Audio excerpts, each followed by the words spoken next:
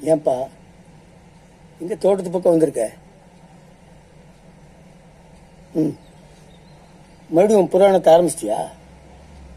டேய், எப்ப பார்த்தாலும் பொண்டாட்டி சரியில்லை பொண்டாட்டி சரியில்லைன்னு சொல்லிட்டு இருக்கியே, நீ ஒழுக்கமா இருக்கியா? என்னடா பொண்டாட்டி சரியில்லாம போயிட்டா? 20 வயசு வரைக்கும் அவன் அப்பன் வீட்டில் தன்னுடைய சந்தோஷமாகவும் வாழ்க்கையை தன்னுடைய ஆசைகள் நிறைய எல்லாத்தையும் 20 வயசு வரைக்கும் வாழ்ந்து முடிச்சுட்டு 20க்கு மேல என்னைக்கு அவளுக்கு கல்யாணம் ஆகுதோ அன்னைக்கு புருஷனே கதின்னு அவருடைய அந்திம காலம் வரை இருக்கா. இதெல்லாம் ஏன்டா புரிஞ்சுக்க மாட்டேங்கிறீங்க? 6 வயசுல நீ ஆகி போயிட்டா உன் ஆத்தா வலிச்சு போடுவா. 60 வயசுல நீ ஆகி போனீங்கன்னா உன் பொண்டாட்டி தான் வலிச்சு போடணும்.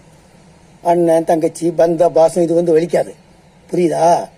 மற்றவங்களுக்கு இதெல்லாம் சொல்லும் போது கொஞ்சம் கசப்பா இருக்கும், அது அடிபட்டவனுக்கு ரொம்பவே கசப்பா இருக்கும்.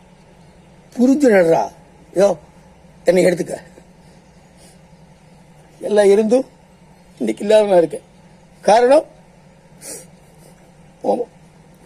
உன் பாட்டி போனதுக்கு அப்புறம் என்னடா வாழ்க்கை எனக்கு நடப்படமா வாழ்ந்துகிட்டு இருக்கேன்.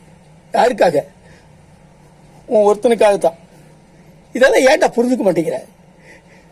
செல்வம், தயவுசெய்து நான் சொல்றேன், போய் சமரசமா பேசி உன் பஞ்சாயத்தி கூட்டு வந்து சந்தோஷமா இருறா. எனக்கு அதே போதும். சொன்னதை புரிஞ்சுக்கப்பா. என் வாழ்க்கை தான் இப்படி ஆச்சு. சொத்து சுகம் வாழ்க்கை இல்லடா. சந்தோஷமும் மனதில் நிம்மதியும் இருக்கணும்னா கட்டின மனைவியோட சந்தோஷமா இருக்க தெரிஞ்சுக்க, புள்ள குட்டியோட வாழ தெரிஞ்சுக்க. போடா போ. டேய், ஆண்டவர் ஒருத்தருக்கு ஒரு வாய்ப்பு கொடுப்பாரு. அந்த வாய்ப்பை எவன் பயன்படுத்திக்கலையோ இன்னைக்கு மட்டுமல்ல என்னைக்குமே அவன் முன்னுக்கு வர முடியாது. இதை மனசுல வச்சு செயல்பட்டு நல்லபடியா வா.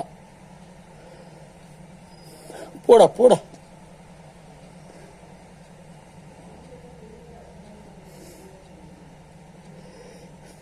எந்த உள்ள வேலை பாய்ச்ச வந்துட்டான்.